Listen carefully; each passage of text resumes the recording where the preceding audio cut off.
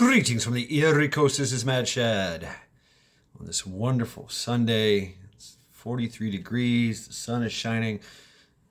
I've already been out there, and me and Charity have already been out there. It's a beautiful day. I ran to the store to get bacon and cheese. I don't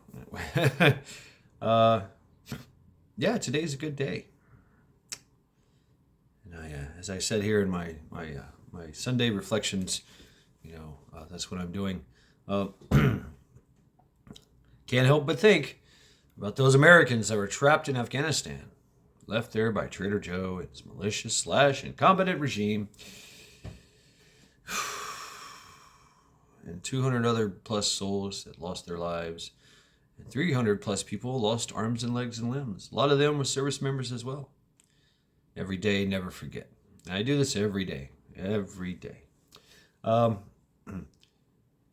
I don't really know, and nobody really does know, if there are still Americans in Afghanistan. It's a humanitarian crisis that's been going on ever since we left, since the military has left, since Potato pulled out like a... Anyway, we just don't know. There are folks that are out there doing the things that gave hope to these folks. They did it for better part of the year. The intel was coming in that they were actually hiding people in safe houses, funded by us, the people, hiding them in safe houses and getting them out of the country and getting them on into safety, usually through Pakistan, and then on into Europe. And a lot of them did not go back to the United States. A lot of them, you can imagine, felt completely jaded. Most of them were contractors. Most of them were working for our government in many different capacities. As you can imagine, Afghanistan was I thought about it. I thought about going there and doing pest control and making $80,000 to $100,000 a year, living in the desert in a hardship. I'm glad I didn't. Of course, there is part of me that was like, well, maybe, shoulda, woulda, coulda, right? Yeah. But you can imagine all these corporations and companies that had people in there working in different levels of capacity and support. Not to mention, we're not just talking about the romantic, I'm a security force, I'm a merc, whatever.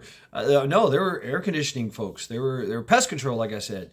There were service industries that were dealing with a lot of assets that were there. There were absolutely full-on communities and neighborhoods built that were not. They were Americans. They were multinational. They were, and then of course they employed a lot of foreign nationals there, Afghanistans that were willing, that seen a brighter future, that seen hope for their country and their way of life. But all that come crashing down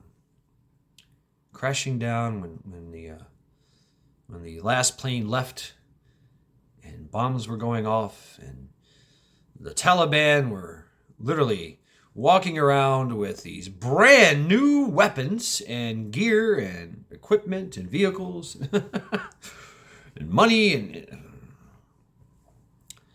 talk about a stab in the back. So things are really rough there. They are now. They were, as you can imagine, in a very non-permissible environment, trying to find your way out.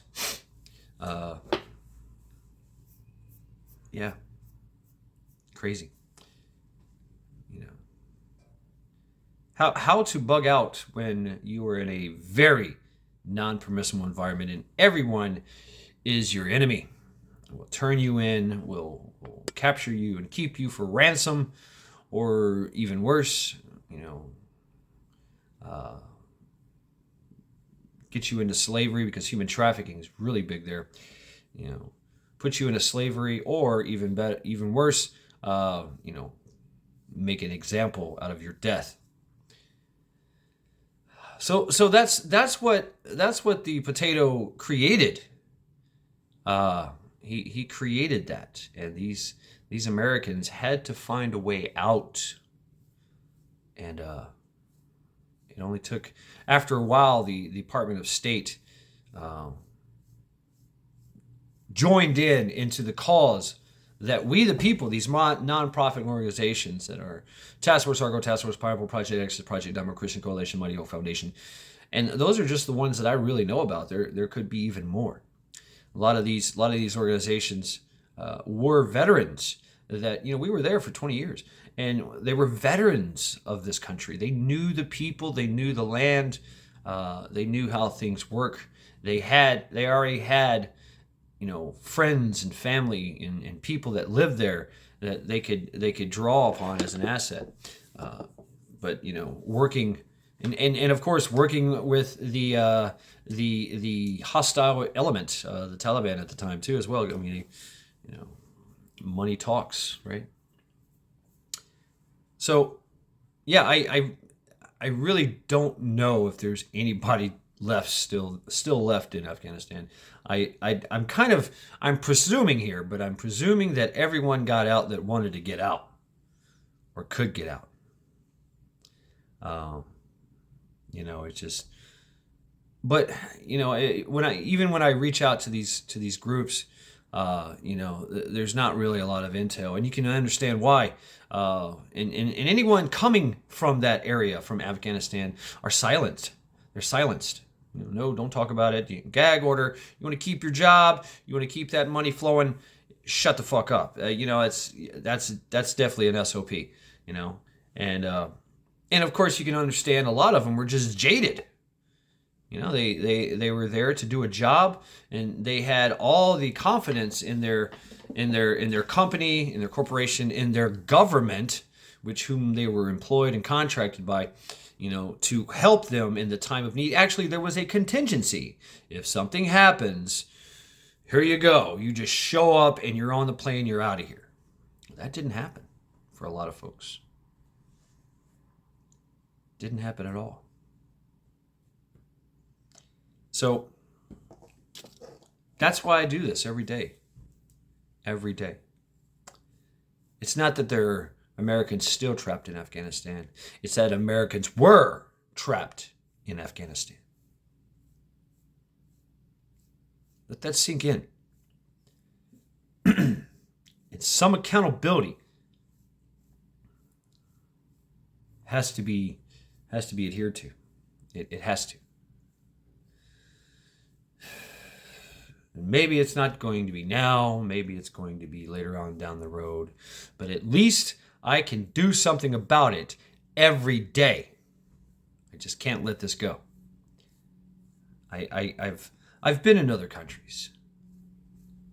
I've done it myself. I've walked, just got lost. That was my thing. I would get lost. I would go to a different country and break away from the support group that I had just to experience things on my own.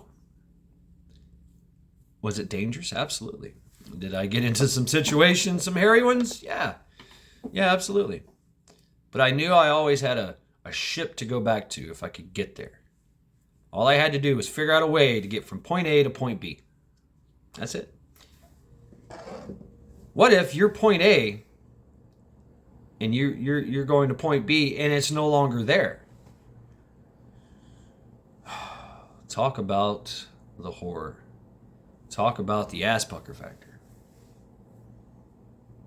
The hopelessness. Yet these folks did get out. Most of them did. All of them did. I don't know. There's a lot of... You can't search it up online. There's nobody saying, oh yeah, I was there. There might be one or two. But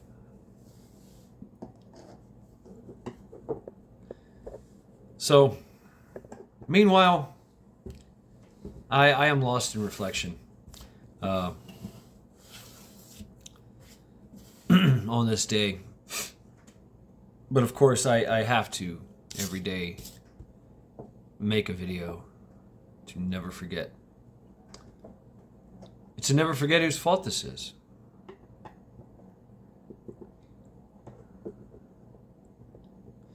So this has been Matt Shad. Enjoy the rest of your day. Every day, never forget.